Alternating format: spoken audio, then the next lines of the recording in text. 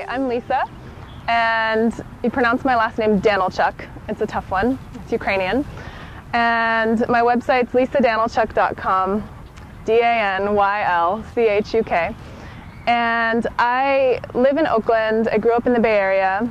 I do a lot of volunteer work around the Bay Area. I've worked with an organization called the Art of Yoga Project, and they're based in Palo Alto, San Mateo County, Santa Clara, San Francisco County. And you can find them online as well. They're at theartofyogaproject.org. I'm also a big fan of Off the Mat Into the World, and I do a lot of work with them. I am the regional leader for San Francisco, so if you're interested in getting involved with Off the Mat, you can contact me through my website, or you can go to offthematintotheworld.org. There's a ton of information there listed about groups. We have yoga and action groups that happen frequently in the Bay Area. There's training where the founders come to town, and it gets really intense, but it's really beautiful. So yeah, that's a great website. I can't think of anything else. And I started doing yoga when I was 18. I was at UCLA, and I just wanted to try something new. At the time, I thought yoga was mostly something hippies did. I thought it was about Birkenstocks and crunchy granola, but I just wanted to give it a try. So I went to a class and really enjoyed it, kept going to classes the whole year, the whole next few years, and really yoga became a priority for me when I was living in Italy, and found a really excellent yoga teacher who was very different from what I was used to. I was looking for a class with flowy music and a nice person teaching, and he was very harsh and no music. And actually he helped me to heal an injury I'd had. I had had a really severe neck injury when I was in California. Told me, don't do shoulder stand, don't do shoulder stand. You have a neck injury, avoid it, avoid it, avoid it. And he said to me, do you want to be like this by the time you're 30? You need to move your neck. You need to figure out how to open that area and heal those muscles. So that was the physical element that he taught me, was to really pay attention to those areas that have been traumatized rather than avoid them and suppress them, which I think is also sort of a typical American thing to do. But he also, I was living abroad and experiencing all these new things, but he also taught me so many things about how to think and who I was, and I didn't even realize he was doing it. He was that good of a teacher. He would just drop little seeds, and then I'd go away for a weekend and I'd come back, and over the year I really profoundly changed. So when I came back to California, yoga was already a priority for me, and within that year that I returned, I was having a really hard time reintegrating and finding an identity with people I had known before and with my family and my culture. I was already struggling, and that was probably one of the worst years of my life, because that was the year also that my brother passed away. And he had been struggling with a heroin addiction for 4 or 5 years while I was in college, and he was actually in recovery, had been sober for about 3 years. And I finally got that call that I thought I wasn't going to, I finally thought that I wasn't going to get that call, and I got that call. And so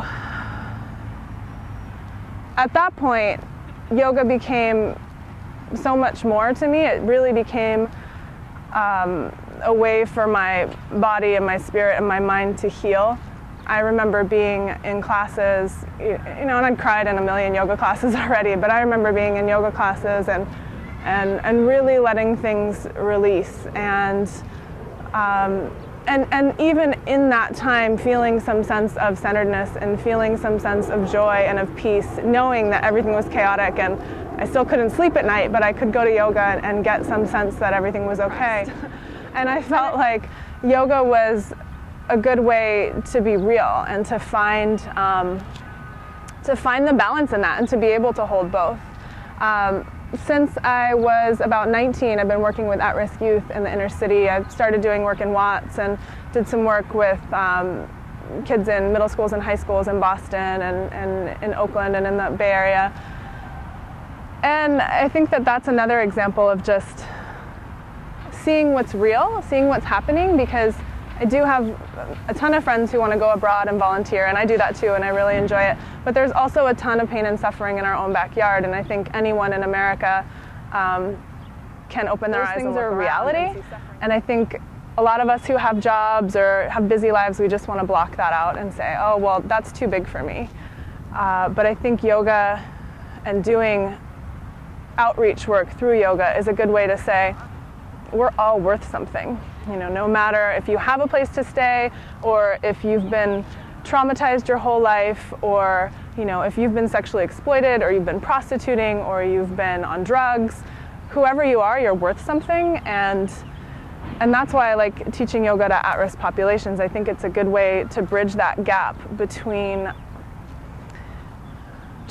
people. I mean, I think it happens across cultures. I think it happens across socioeconomic statuses for sure. And it's a way to soften the judgment and soften the separation. And to me, that's what yoga is. It means union. So we can talk about union, but can we actually practice it? And we can talk about namaste and, you know, the divine in me sees the divine in you. But then if we're ignoring people who are suffering right next to us, or we're suppressing our own suffering, then we're not really honestly embodying our human experience. So for me, you know, I'll teach a vinyasa class and we'll move through these poses, and at some point I'll say, we're not doing this just to stretch our hamstrings, we're not doing this just to sweat some more. You know, this is actually a way to integrate with a deeper sense of ourselves, and a way to really witness in an honest way what's going on in our bodies, what's going on in our world, what's going on in our relationships, and hopefully bring that towards healing. And I think it's a lot to chew, but I think that's the process. It's a practice. It's a lifelong practice. And I think the practice of yoga, the physical practice, coming back onto your mat, is that reminder, so that you can show up and say, why am I doing this again? Oh, right. Yeah, okay. It's more than just, you know, some people be working towards a more advanced pose, and I don't want to knock that, because I think sometimes it's nice to get that boost of self-confidence when you accomplish something, but just knowing that's a piece, and there's more, and there's healing, and there's opportunities to heal things before they even happen in a yoga practice, emotionally or mentally, psychologically. So for me, yoga's really rich. With yoga, there's an element of balance where you can find the softness, you can find the compassion and the sweetness, and you can also find those really hard edges. You can find the anger, the frustration, the grief, the sadness, the trauma, and I think in holding both of those and connecting them, that's the opportunity for healing. So that's why I do yoga. That's why I teach yoga.